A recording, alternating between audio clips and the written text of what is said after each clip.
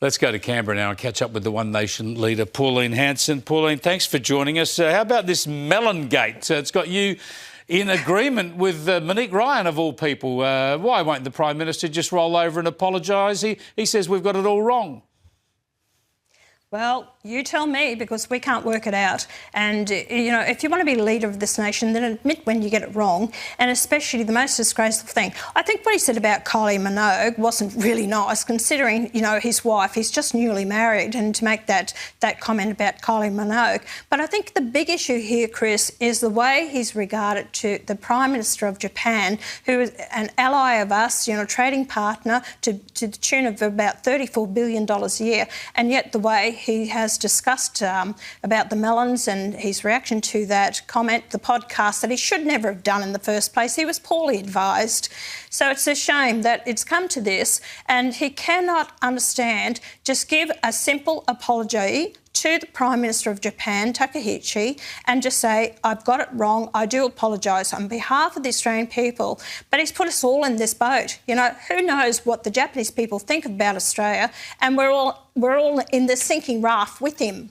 Yeah, even if you take away the double entendre about the melons, he was asked about some of the worst gifts he's ever mentioned, and he proffers up this recent gift from Japan. It's just so rude to a country that's supposed to be a key partner.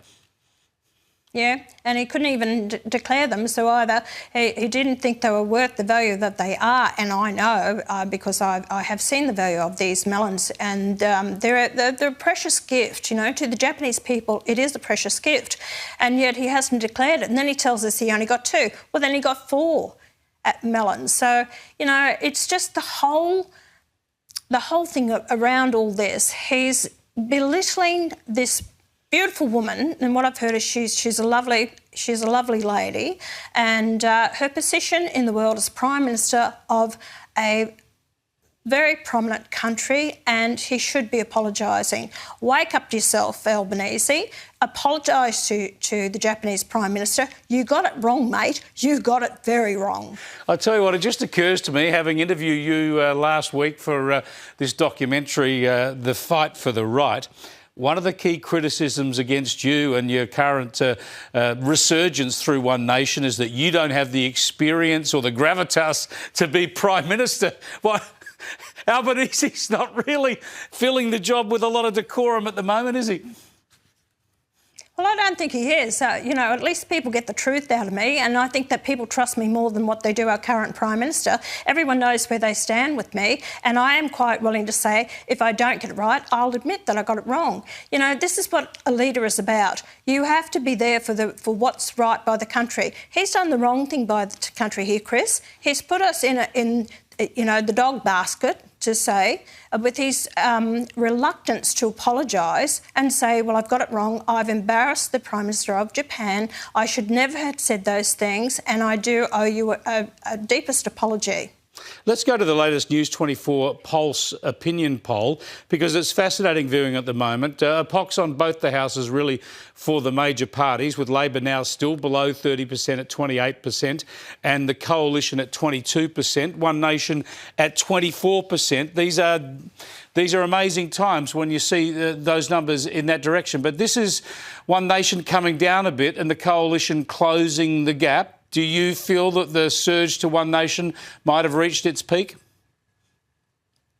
Look, Chris, I'm very buoyed by the support that we are getting. There's a lot of people out there, and there's margin of error in that as well. And a lot of people still won't disclose who they're going to vote for. And I think the true polling day is on election day, and that's the day for it. You know, people are starting to understand, wake up to what One Nation stands for, looking at our policies.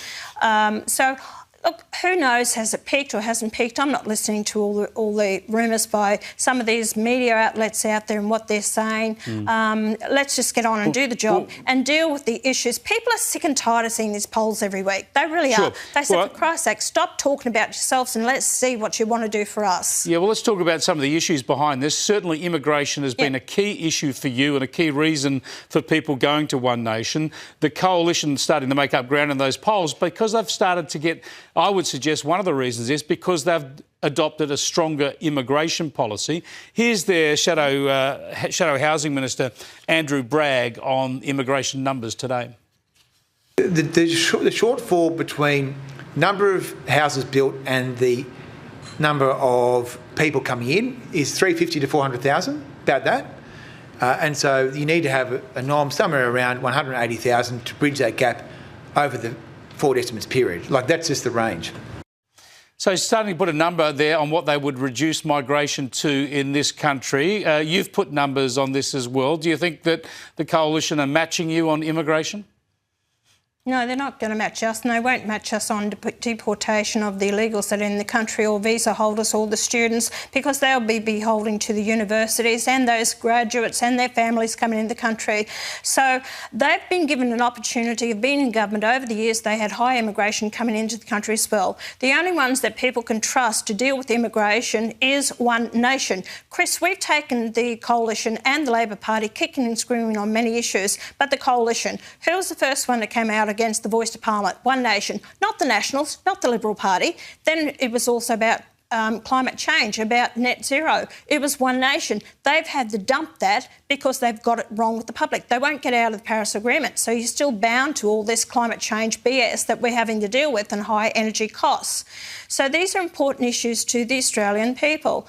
The Liberal Party have no idea, understanding of how they're going to turn this around. Even big business, small businesses, they haven't addressed their concerns either. That needs to be also will be high on my agenda to try and do what I can to give them the hope that they can stay in their business. It's going to be profitable for them. And a lot of these businesses have gone under the current government. Over 1,400 industries manufacturing, 50,000 small businesses gone insolvent. I want to mention the documentary, The Fight for the Right. It airs here on News 24 Tuesday week, Tuesday the 25th of August at 7 p.m. I spent a bit of time with you on the doco last week in Melbourne. We're still putting the final edit together. But our interview there in Melbourne was for about an hour. It was a pretty in-depth interview. There was only you, myself, a cameraman and producer in the room. I won't dob in which one of them. One of them got the impression you might walk out during that interview. Did you ever feel like running off in the middle of the interview? No, I didn't. I was just cranky with you at one stage, to be honest. Because, Chris, and I'll tell the people now, I don't know if you're going to put it in the interview, but you attempted to get me on a gotcha moment. And, to ask me who was the Prime Minister of Indonesia and who's the Prime Minister of Japan. And I knew it was Takaichi, but I couldn't think of her name. And the whole fact is, I'm fed up with these gotcha moments. And you said, well, you might be Prime Minister of the country. Well, guess what, Chris? I'm not the Prime Minister now, and I'm dealing with the issues in Australia. If I'm ever in that position, then I will deal with who are the leaders of these nations. Good. Maybe they have a turnover of their Prime Ministers as often as we do in Australia. Maybe. Well, that's interesting. There was plenty in that interview, and there'll be plenty in the documentary, and there certainly wasn't much there that could be called gotcha. But given you've mentioned those questions, have you brushed up? Have you found out who the President of Indonesia is? No, I haven't, Chris. I told you. Why do I need to? Chris, I'm dealing with the issues that are important to the Australian people. I don't need to know who the Prime Minister of Indonesia is, or Cambodia, or all these other countries. Or I don't need to know that. I'll know it if it is important to me. I'm more interested in what's happening in rural and regional Australia and to the farming sector, agricultural sector, and what's happening for the cost of living for the Australian people. And high on my list is mass migration. I'll deal with the issues that are important to Australians, not who is the Prime Minister of Indonesia. And I'm sure they're all running to their they're all wanting to have a look at it. Who's the Prime Minister like they did with me? Are you xenophobic? So anyway. Well, Pauline, we've gone over time again. Thanks for joining me, and I can't wait to get the doco out there to everyone. Pauline Hanson there, live from Canberra, and The Fight for the Right, Tuesday the 25th of August, here on News 24. Hanson says the Prime Minister made an offhand remark involving the Melons and the new Japanese Prime Minister, Sanae Takaichi, at a moment she describes as culturally sensitive, given melons like these are considered a genuinely precious gift in Japan, not just a fruit bowl top-up. Her argument, you do not cut jokes with a major ally. You say sorry and you mean it. From diplomacy, she pivots straight into leadership style, and this is where the gloves properly come off. She paints herself as the leader who owns her mistakes, then accuses the Prime Minister of lacking what she calls decorum and gravitas, essentially saying he has put the country, in her words, on a sinking raft. Bold image for a Tuesday afternoon interview, but here we are. Now, just when you think it cannot escalate further, in comes the polling. News 24's numbers had Labor on 28%, the Coalition on 22%, and One Nation sitting pretty at 24%. That is a party once written off as fringe, now practically breathing down the Coalition's neck. Hanson's reaction?